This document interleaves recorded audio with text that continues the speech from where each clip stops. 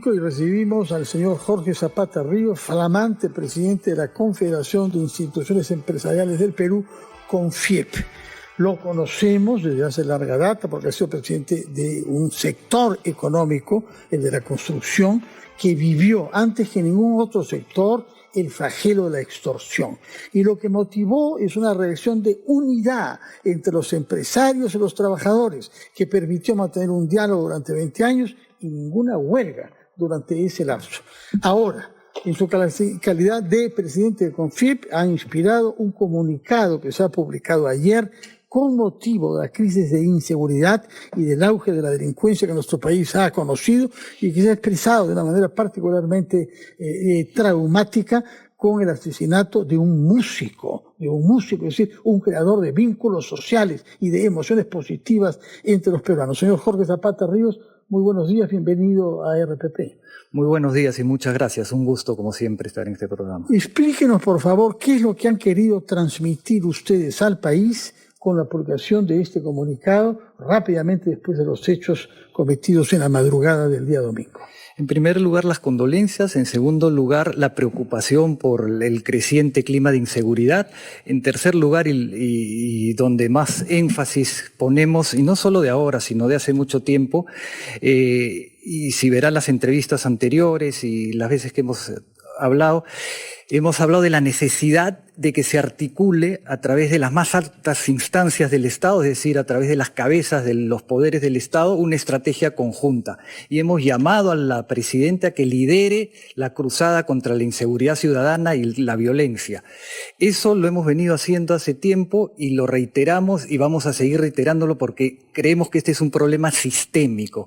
Este es un problema estructural y no se va a resolver con medidas efectivistas, digamos, ¿no? Justo a eso iba, señor Zapata. ¿Sabe usted que desde hoy ya entró en vigencia este decreto supremo que declara estado de emergencia en Lima y Callao por 30 días? ¿Usted cree que esta es la medida más efectiva, tomando en cuenta los antecedentes de otros estados de emergencia, distritales nada más, pero cree usted que es una buena medida para reducir los índices de inseguridad? ¿O es algo efectista? Yo creo que podría ser una medida más si es que está dentro de un gran plan. Y ese gran plan pasa por, primero, ver qué está pasando con la Fiscalía de la Nación. Porque el poder, la Fiscalía, según el Ministerio del Interior, está liberando mucho delincuente, ¿no? Entonces, ese es el primer problema a atacar. Pero ¿cómo se ataca? Sentándose en una mesa la fiscal de la Nación y la presidenta de la República y el ministro del Interior al lado, a ver qué está pasando, y el presidente del Congreso. Porque si las leyes no les permiten dar prisiones preventivas, condenar a los delincuentes, habrá que cambiar las leyes. O si están faltando fiscales para hacer el trabajo adecuadamente, habrá que darle más presupuesto a la Fiscalía. O si está faltando que la policía haga bien las investigaciones y entregue los atestados correctamente, habrá que darle más presupuesto a la policía. ¿No está de acuerdo entonces con el estado de emergencia? Sí, es que, en concreto, si usted estaba de acuerdo o no, o CONFIEP como CONFIEP, sobre los estados de emergencia. No, como medidas aisladas no van a funcionar. Y además ya se ha demostrado que no funcionan como medidas aisladas, ¿no? Esto es un tema integral, este es un tema que hay que atacarlo por varios frentes, ¿no? Y por eso, repito, necesita el concurso de los tres poderes del Estado, ¿no? Por lo menos, y necesita el concurso de los alcaldes, por supuesto, ¿no? Esto tiene que ser una cruzada, y una cruzada tiene que ser liderada por la máxima autoridad del Estado, y eso lo hemos dicho desde el primer momento, ¿no? Este es el primer problema que percibe la ciudadanía, los pequeños empresarios, los bodegueros, que son extorsionados, que pierden miles de soles en estas extorsiones, no aguantan más, necesitan que alguien les dé un mensaje de tranquilidad, y ese mensaje tiene que venir de un Estado articulado, no de un Estado disgregado, y mucho menos de un Estado donde dos poderes se enfrentan. ¿Usted percibe que la presidenta ha mostrado ese liderazgo para la lucha contra la inseguridad? Porque mensajes ha dado muchos al respecto, pero ¿usted percibe ese liderazgo o no? No lo percibimos hasta ahora y se lo hemos reiterado en varias oportunidades. Presidenta, usted lidere esta cruzada contra la inseguridad ciudadana.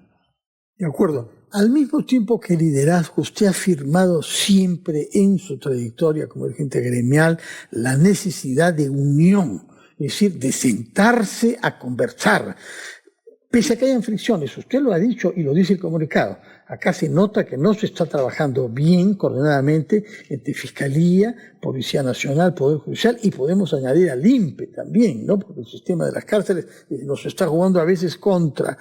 ¿Siente usted que hay un espíritu a favor de ese diálogo, que la gravedad de los problemas que tenemos puede llevarnos a vivir lo que ustedes vivieron entre empresarios y trabajadores de la construcción en su momento?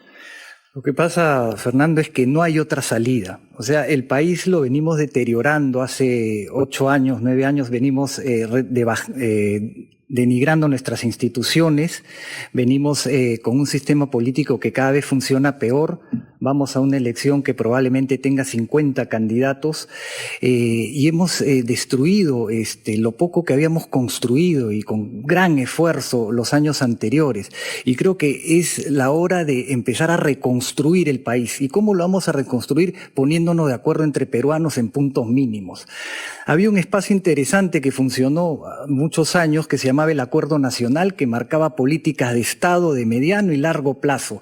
Eso se ha dejado de lado, ya no se convoca al Acuerdo Nacional. Hay que convocar al Acuerdo Nacional donde están no solo los partidos políticos, sino la sociedad civil organizada, que también tiene derecho a decir su palabra y a marcar una ruta y a decir por acá tenemos que ir. Hay instituciones que tienen 50 años, hay instituciones que tienen una gran institucionalidad, valga la redundancia, ¿no? Hay instituciones que además defienden intereses comunes, no los intereses de la cúpula o del que la gobierna en su momento, y por eso han preservado en el tiempo con una unidad. Ahora, ¿maneja usted cifras con relación al número de empresarios, empresas en general, que han sido víctimas de la extorsión? No solamente hablamos de los grandes empresarios, también los pequeños que tienen emprendimientos, que no han podido hacerlo justamente por ese tema. Sí, tenemos una cifra de 500.000 soles diarios de los pequeños y microempresarios que pierden por las extorsiones y por la delincuencia.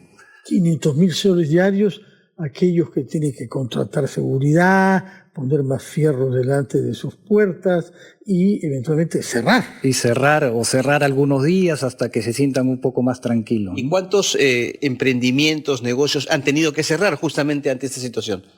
¿Sabe usted? No, ese dato no lo tengo en este momento, pero hay un dato que es interesante, que dice que el 2.8% del PBI lo perdemos por la violencia, por la inseguridad y por la delincuencia. 2.8% sí es cálculo del IPC.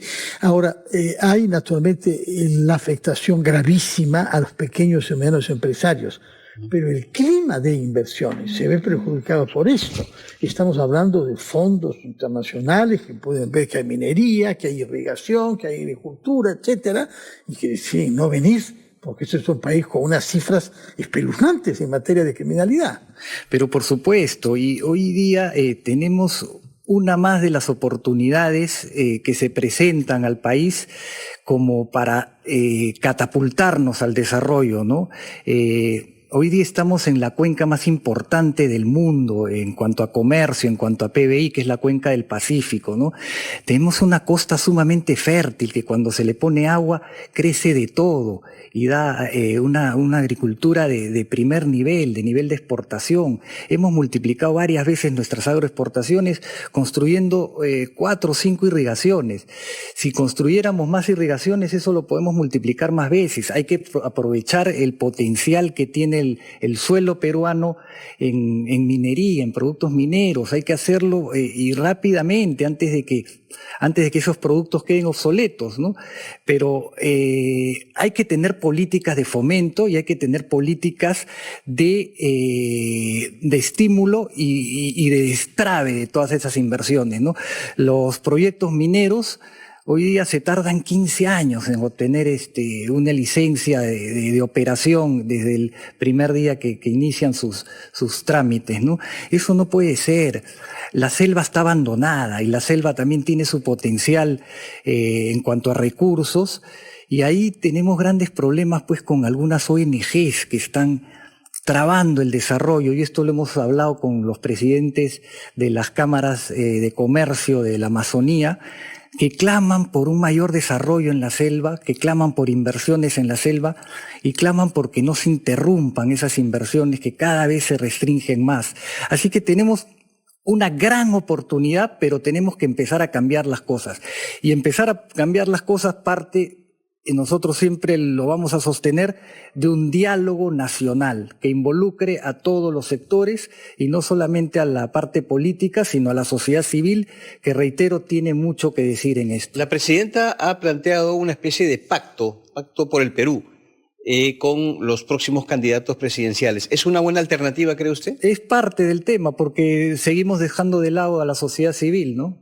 Si es con los candidatos solamente, estamos dejando de lado a la sociedad civil. Y de nuevo, como dice Fernando, este ejemplo del diálogo entre trabajadores y empresarios podría ser una buena base, ¿no? No es fácil ponerse de acuerdo en algunos temas con los trabajadores. Discutimos el pliego todos los años y esa no es una tarea sencilla. Pero sin embargo, lo aislamos, lo dejamos separado. Sabemos que ese tema está aislado y tenemos varios temas en los que podemos ponernos de acuerdo. Yo, una de las experiencias más gratas que he tenido a lo largo de estos 4 años en Capeco ha sido encontrar que tenemos muchísimo más coincidencias que diferencias. Se puede decir eso en general sobre los peruanos, tenemos muchas más diferencias, pero hay que aislar a los que trabajan contra la unión de los peruanos y lo hacen con armas de fuego, con amenazas y con extorsión. Señor Jorge Zapata, presidente de CONFIEP, muchas gracias por su presencia y retenemos sobre todo esta insistencia suya en el diálogo entre peruanos y en sentarse en una mesa las cabezas de las instituciones para definir políticas que incluyan, como ha dicho usted, a la sociedad civil. Muchísimas gracias y muy buenos días. Muchas gracias. Muchas gracias, muy amable. Jorge Zapata, presidente de la CONFIEP.